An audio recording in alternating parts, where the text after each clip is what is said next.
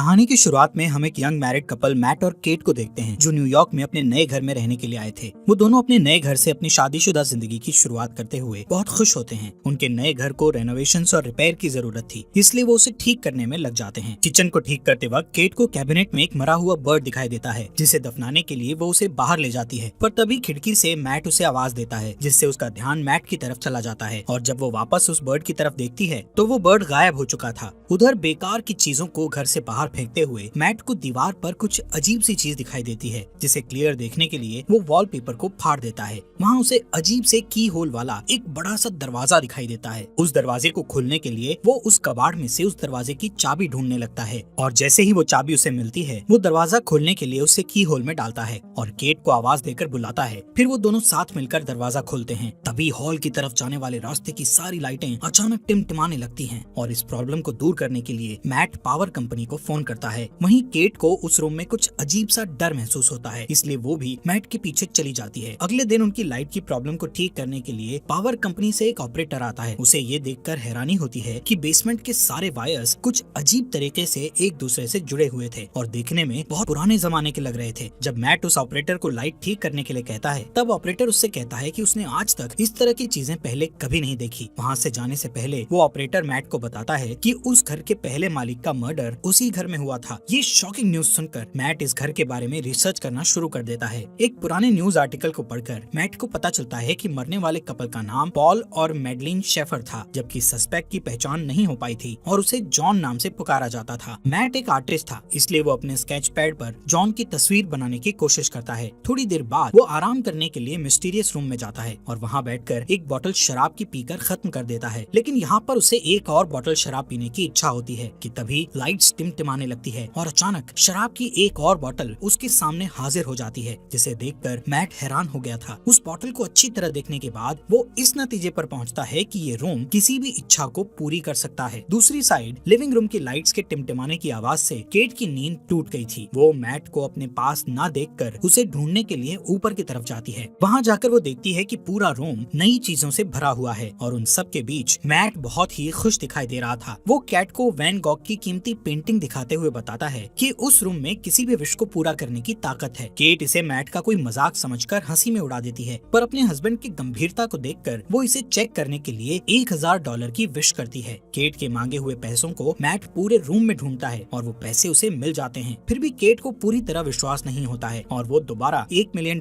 की विश करती है। पहले की तरह इस बार भी उन्हें तुरंत $1 मिलियन मिल जाते हैं और वो रातों रात मिलियनर बन जाते हैं। ये सब देखकर केट बहुत डर जाती है और उस रूम से बाहर निकल जाती है। मैट उसके पास जाकर उसे समझाता है कि वो लोग इस चीज का फायदा उठा सकते हैं और एक शानदार जिंदगी जी सकते हैं। फिर भी वो दोनों सारा दिन उस रूम में अपनी मनपसंद चीजों की विश करते हुए बिताते हैं। उनकी एक विश पर रूम में मनपसंद कपड़ों, शैंपेन, कीमती चीजों और पैसों का ढेर लग जाता है। मैट और केट की खुशियों का ठिकाना नहीं रहता, क्योंकि दुनिया की हर बेशकीमती चीजें उनके पास होती हैं। रात होने पर केट मैट से पूछती है कि आखिर ये रूम उनकी सारी विशेष इतनी आसानी से कैसे पूरी कर देता है, लेकिन मैट उसे कहता है कि उसे इन सब बातों की चिंता नहीं करनी चाहिए। इस तरह अगले कुछ दिनों तक उनकी जिंदगी बड़ी शानो शौकत से गुजरती है। हर बार जब भी उनकी कोई विश होती तो लाइट टिमटिमाती और उनकी सारी इच्छाएं बेसमेंट में बने उस रूम में तुरंत पूरी हो जाती। वो दोनों रातों रात मिले इस खजाने का जश्न मनाते, पार्टी करते और नाचते गाते हुए मस्ती में दिन गुजार रहे थे। लेकिन उनकी ये चमक धमक वाली जिंदगी ज्यादा दिनों तक उन्हें खुशी नहीं दे सकी और धीरे धीरे केट को अपने अंदर की कमी खलने लगती है, जो कि इन सारी चीजों से पूरी नहीं हो सकती थी। मैट को उसकी फिक्र होती है और वो उसे बच्चे का एक बेड गिफ्ट करता है, जो इस बात का इशारा था कि उन्हें बच्चे के लिए कोशिश करनी चाहिए। लेकिन केट ये देखकर खुश होने की बजाय अपसेट होकर घर से बाहर निकल जाती है, क्योंकि पहले ही उसके 2 मिसकैरेज हो चुके थे। थोड़ी देर बाद केट वापस लौटती है और उस विशिंग रूम में जाकर एक बच्चे की विश करती है। जब मैट को ये बात पता चलती है तो वो केट पर नाराज होकर कहता है कि बिना उसकी सलाह लिए उसे बच्चे की विश नहीं मांगनी चाहिए थी। इस बात पर दोनों में काफी बहस होती है। केट कहती है कि उसने ये शॉर्टकट इसलिए अपनाया ताकि मिसकैरेज या लेबर पेन की तकलीफ न झेलनी पड़े। वो कहती है कि वो दोनों इस बच्चे के साथ बहुत खुश रहेंगे, पर मैट इस बात से अग्री नहीं होता और उस बच्चे को रूम में ले जाकर उसके गायब होने की विश करने को कहता है। वो दोनों उस रूम में जाते हैं, पर केट बच्चे को गायब करने की विश नहीं कर पाती और रोते हुए बच्चा मैट के हवाले कर देती है। पर गोद में बच्चे को लेकर मैट भी इमोशनल हो जाता है और वो भी उसे गायब करने की विश नहीं कर पाता और बच्चे को वापस केट की गोद में डाल देता है। आखिरकार दोनों बच्चे को अपने पास रखने के लिए राजी हो जाते हैं और इस तरह दोनों रातों रात पेरेंट्स बन जाते हैं। सीन शिफ्ट होता है और हम देखते हैं कि मैट की नजर अपने अधूरे ड्राइंग पर पड़ती है जिसमें वो जॉन का चेहरा बना रहा था। उसे देखकर वो फिर से अपने रिसर्च में लग जाता है और उसे पता चलता है कि वो सस्पेक्ट मर्डरर अभी भी जिंदा है और किसी साइकेट्रिक हॉस्पिटल में मौजूद है। एक दूसरे न्यूज आर्टिकल के मुताबिक जॉन का कहना था कि उससे ये मर्डर उस रूम ने ही करवाया था। ये जानने के तुरंत बाद ही मैट जॉन से मिलने के लिए निकल पड़ता है ताकि उससे उस रूम के बारे में और ज्यादा जानकारी हासिल कर सके। हॉस्पिटल पहुंचने पर नर्स उसे वार्न करती है कि लास्ट 45 सालों में न्यूज रिपोर्टर्स के अलावा कोई भी जॉन से मिलने नहीं आया। ये सुनकर मैट खुद को भी एक रिपोर्टर के रूप में पेश करता है। आखिरकार बूढ़े हो चुके जॉन के साथ मैट की फेस टू फेस मुलाकात होती है और वो उससे उस घर और खासकर उस मिस्टीरियस रूम के बारे में पूछने लगता है। चेहरे पर एक शैतानी मुस्कुराहट के साथ जॉन उसे बताता है कि वो इस पल का बरसों से इंतजार कर रहा था जब मैट उससे शेफर को मारने की वजह पूछता है। तब वो कहता है कि इसके अलावा उसके पास और कोई चारा नहीं था। फिर बात को बदलते हुए वो मैट को जितनी जल्दी हो सके उस घर को छोड़ देने के लिए कहता है और कहता है कि जिस इंसान की इच्छाएं पूरी नहीं होती उससे ज्यादा खतरनाक वो इंसान होता है जिसकी सारी इच्छाएं पूरी हो जाती हैं। इसके बाद मैट घर लौटते वक्त एक गैस स्टेशन पर गैस डलवाने के लिए रुकता है, पर जैसे ही वो अपने वॉलेट से पैसे निकालता है तो देखता है कि उसके सारे पैसे डस्ट बन जाते हैं। ये देखकर वो तुरंत घर पहुंचता है और इस बात को कंफर्म करने के लिए उस रूम में रखे सारे पैसों को बाहर फेंक देता है। साथ ही वैन गॉग की उस पेंटिंग को भी दरवाजे के बाहर रख देता है। फिर उन सारी चीजों को डस्ट में बदलते हुए देखकर वो समझ जाता है कि वो लोग उस रूम से मिली किसी भी चीज को घर के बाहर नहीं ले जा सकते, नहीं तो वो सारी चीजें डस्ट में बदल जाएंगी। मैट गुस्से में दीवार को तोड़ देता है ताकि रूम की मिस्ट्री को जान सके, पर उसके अंदर उसे उलझी हुई वायर्स के सिवा कुछ नहीं दिखाई देता। उन वायर्स को ट्रैक करना मैट के लिए नामुमकिन था। फिर वो दीवार पर लगे कुछ वॉलपेपर्स को फाड़ता है तो उसे वहाँ उस घर का मैप दिखाई देता है जिसमें उसे सारे वायर्स के कनेक्शन की जानकारी मिलती है। इसी बीच केट बच्चे को गोद में लिए बाहर की तरफ चली जाती है, पर मैट उसे ये कहकर रोक देता है कि बच्चे को बाहर ले जाना सेफ नहीं है। वो उसे असल वजह नहीं बता पाता। कुछ दिनों बाद एक दिन बच्चा किसी दर्द की वजह से जोर जोर से रोने लगता है और केट से नहीं संभलता। तब मैट उसकी हेल्प करने के लिए बच्चे को गोद में ले लेता है और उसे चुप कराने के लिए बाहर निकल जाता है, पर कुछ ही सेकंड्स में वो बच्चा बड़ा होने लगता है और जब वो लोग वापस घर में घुसते हैं तो देखते हैं कि वो एक बड़ा बच्चा बन चुका था। उस रात मैट केट को बताता है कि वो रोम उनकी हर विश को पूरी कर सकता है, पर वो उसकी दी हुई चीजों को घर से बाहर नहीं निकाल सकते, वरना वो चीजें पुरानी होकर डस्ट में बदल जाएंगी। ये सुनकर केट को बहुत दुख होता है और वो कहती है कि उनका बच्चा कोई सामान नहीं है जिसे वो लोग बाहर नहीं ले जा सकते। उसे अपने बच्चे से बहुत लगाव होता है। वो उसे अपना बेटा ही मानती है और उसका नाम शेन रखती है। अगले कुछ दिनों तक केट शेन को घर पर ही पढ़ाती है और उसे समझाती है कि वो घर के बाहर नहीं जा सकता क्योंकि बाहर डेंजरस जर्म्स हैं जो उसे नुकसान पहुंचा सकते हैं। एक दिन जब केट उसे पढ़ा रही होती है तो वो बाहर जाने की जिद करने लगता है। वो कहता है कि उसने जिंदगी में एक बार भी घर के बाहर कदम नहीं रखा। उसे घर के अंदर सिर्फ दीवारें देखना अच्छा नहीं लगता था, लेकिन केट उसकी सेफ्टी के लिए उसे बाहर नहीं जाने दे सकती थी। इसलिए वो हर बार घर के अंदर आते और घर से बाहर जाते समय दरवाजे पर ताला लगा दिया करती थी ताकि शेन गलती से बाहर कदम ना रख सके। एक दिन उसे मैट का ऑर्डर दिया हुआ एक पैकेज मिलता है तो वो उसे लाकर मैट को दे देती है, पर गलती से फ्रंट डोर लॉक करना भूल जाती है। मैट को पार्सल के अंदर एक ब्रांड न्यू गन मिलती है जिसे वो संभाल कर रख देता है। इस बीच केट पियानो बजाने में बिजी हो जाती है और मौके का फायदा उठाकर शेन चुपके से फ्रंट डोर की तरफ बढ़ता है। वो बाहर की दुनिया देखने के लिए बहुत एक्साइटेड था, इसलिए अपने हाथ को दरवाजे से बाहर निकालकर ताजी हवा को महसूस करता है कि तभी केट की नजर उस पर पड़ती है। वो दौड़कर उसके पास जाती है और अपने बेटे को गले लगा लेती है। उसे सही सलामत देखकर केट को राहत मिलती है। फिर मैट और केट दोनों मिलकर शेन को बाहर जाने से रोकने के लिए पूरे घर की खिड़कियों में लकड़ी के तख्ते लगा देते हैं। उस रात केट की नींद खुलती है तो वो देखती है कि शेन उसकी बेड के पास खड़ा है और वो उससे उसके पास सोने की परमिशन मांगता है। फिर शेन उससे कहता है कि वो हमेशा उसके साथ रहना चाहता है, जिसे सुनकर वो प्यार से उसे अपने गले लगा लेती है। शेन को उसकी बातों से तसल्ली नहीं मिलती और वो कुछ सोचने लगता है। फिर हम देखते हैं कि अगले कुछ दिन मैट अपने गन से शूटिंग की प्रैक्टिस करता रहता है। एक दिन जब वो प्रैक्टिस के बाद घर आता है तो देखता है कि शेन अपने आर्ट स्टूडियो के अंदर स्नो ग्लोब बनाकर खेल रहा है। वो शेन को सख्ती से गेम छोड़कर जाने के लिए कहता है। उसकी डांट सुनकर शेन के हाथ से स्नो ग्लोब गिरकर टूट जाता है। दरअसल मैट ने अभी तक शेन को अपना बेटा नहीं माना था, इसलिए वो उसके साथ बेरुखी से बात करता था। इधर ग्लोब टूटने की आवाज सुनकर केट तुरंत वहाँ पहुँचती है और अपने बेटे के साथ बाप जैसा बिहेव नहीं करने के लिए मैट से बहस करने लगती है। उस रात घर के अंदर चारों तरफ चक्कर लगाते हुए शेन को एक मैप मिलता है जिसे फॉलो करके वो बेसमेंट में पहुँच जाता है जहाँ उलझी हुई वायर्स के बीच मेन पावर सोर्स था। उन सब से गुजरते हुए वो आखिर उस रूम तक पहुँच जाता है। रात भर पूरे घर में लाइट्स टिमटिमाती रहती है, पर मैट और केट नींद में होने के कारण कुछ नोटिस नहीं कर पाते। अगली सुबह जब मैट की नींद खुलती है तो उसे अपने बगल में एक नया स्नो ग्लोब पड़ा दिखाई देता है और इसके साथ ही टूटा हुआ ग्लोब कुछ दूरी पर रखा हुआ मिलता है। उसी वक्त लाइट्स को टिमटिमाते देखकर वो समझ जाता है कि क्या हो रहा है और तुरंत अपनी वाइफ को जगाता है। दोनों रूम की तरफ भागते हैं और वहाँ जाकर हैरान रह जाते हैं। शेन ने विश करके रूम के अंदर ही एक बड़ा सा आउटडोर एरिया क्रिएट कर लिया था। अब वहाँ रूम की बंद छत और दीवारों की जगह खुला आसमान और एक बहुत बड़ा फॉरेस्ट था जहाँ शेन स्नोमैन बनाने में बिजी था। केट अपने बेटे की बनाई हुई शानदार दुनिया को देखकर खुशी से इमोशनल हो जाती है और उसके साथ खेलने लगती है, जबकि मैट को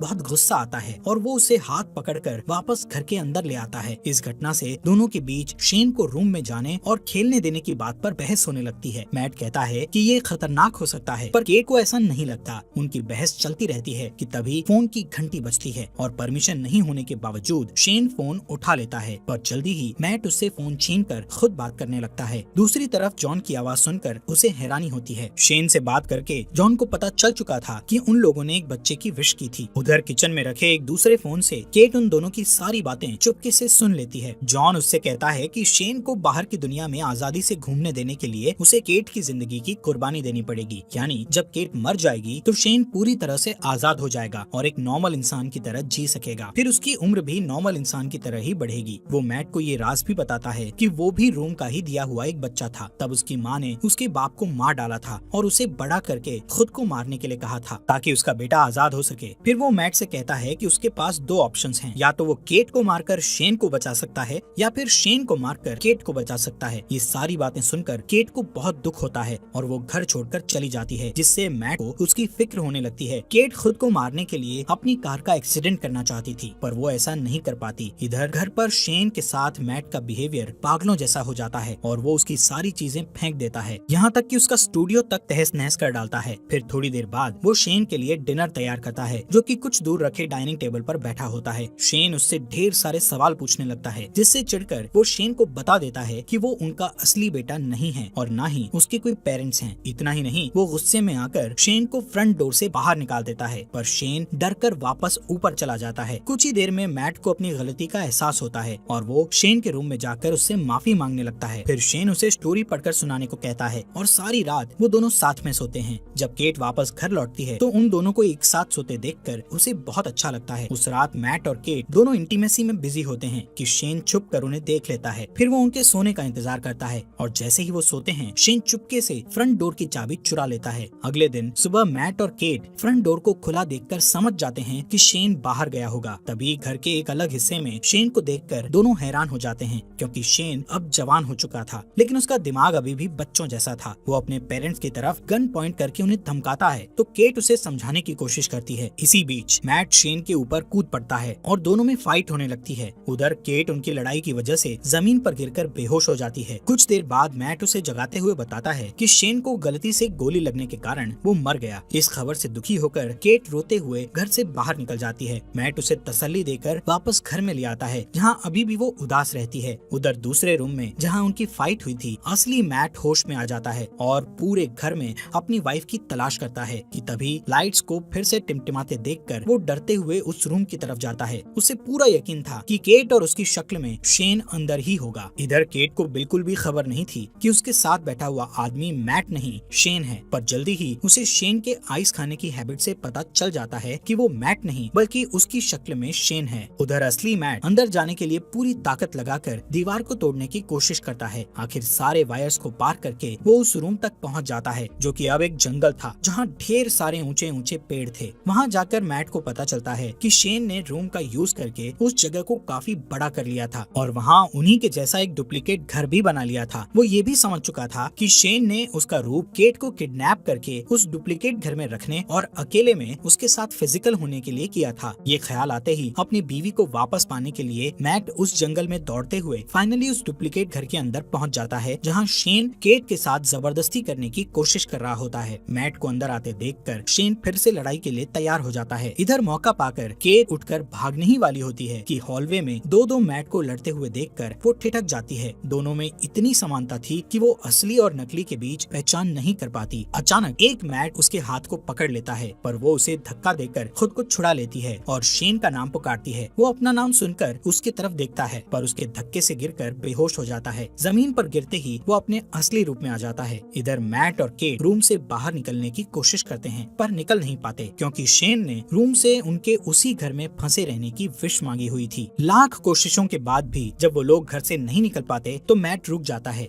और वहाँ से निकलने के लिए कोई उपाय सोचने लगता है कि अचानक फिर से वहाँ शेन आ जाता है और मैट को चाकू घोंपकर मार डालता है। फिर वो केट को समझाने की कोशिश करता है पर तभी उसे एहसास होता है कि वो दरअसल उनके क्लोन थे, जबकि असली मैट और केट दौड़कर रूम के बाहर जंगल की तरफ भागते हैं और उन्हें पकड़ने के लिए शेन भी उनके पीछे भागता है। मैट और केट के चकमा देने की वजह से वो और भी ज्यादा गुस्से में होता है। असली घर में पहुंचते ही शेन मैट पर अटैक कर देता है पर मैट उसे अपने साथ खींचकर घर के बाहर ले आता है। अपनी जान को खतरे में देखकर शेन वापस दरवाजे की तरफ भागता है पर उसके अंदर घुसने से पहले ही केट दरवाजा बंद कर लेती है। शेन मम्मी कहकर उसको पुकारता है और केट घर के अंदर से उसे बूढ़ा होते हुए देखती रहती है। धीरे धीरे उसकी बॉडी गलने लगती है और अंत में वो डस्ट में बदल जाता है। उसकी गलतियों के बावजूद केट उसकी मिट्टी को हाथ में लेकर बहुत रोती है क्योंकि उसने उसे अपना बेटा मानकर काफी समय उसके साथ बिताया था। फिर मैट उसके पास आता है और दोनों एक दूसरे को गले लगाकर अपना दर्द कम करने की कोशिश करते हैं। फिर सीन शिफ्ट होता है और हम देखते हैं कि 1 महीने बाद वो एक छोटे से घर में सेटल हो जाते हैं और सुकून से रहने लगते हैं। पर थोड़े ही दिनों बाद केट डरते हुए अपना प्रेगनेंसी टेस्ट करती है और रिपोर्ट पॉजिटिव आती है। वो बहुत उलझन में दिखाई देती है क्योंकि उसे पता नहीं होता कि वो बच्चा मैट या शेन में से किसका है। हालात पहले से बेहतर होने के बावजूद उसे लगता है कि वो अभी भी उस रूम में है क्योंकि लाइट्स फिर से टिमटिमाने लगी थी। इस स्टोरी में हमें दिखाया जाता है कि मैट और केट रूम की दी हुई दौलत के नशे में पूरी तरह से अंधे हो जाते हैं। विशेष पूरी करने की जादुई शक्ति के मिलने से वो अपनी ख्वाहिशों के मामले में कुछ ज्यादा ही लापरवाह हो जाते हैं। यहाँ तक कि कई मिसकैरेज होने के बाद भी वो रूम से रेडीमेड बच्चे तक की ख्वाहिश कर बैठते हैं। उनके नए अपार्टमेंट में लाइट्स के टिमटिमाने से ये कंफ्यूजन बना रहता है कि या तो वो अभी तक उस मिस्टीरियस रूम में है या बिल्डिंग के कंस्ट्रक्शन में कोई गड़बड़ी है। ठीक उसी तरह केट की प्रेगनेंसी भी एक कंफ्यूजन रहती है कि वो बच्चा मैट या शेन में से किसका है, क्योंकि उस घटना से 1 दिन पहले मैट और केट के बीच इंटीमेसी होती है और उस डुप्लीकेट घर में शेन भी उसे सेक्सुअली असॉल्ट कर चुका होता है। इस तरह ये कहानी न सिर्फ विश पूरा करने वाले रूम के इर्द गिर्द घूमती है बल्कि ये सवाल भी छोड़ जाती है कि आखिर केट के पेट में पलने वाले बच्चे का बाप कौन है, मैट या शेन।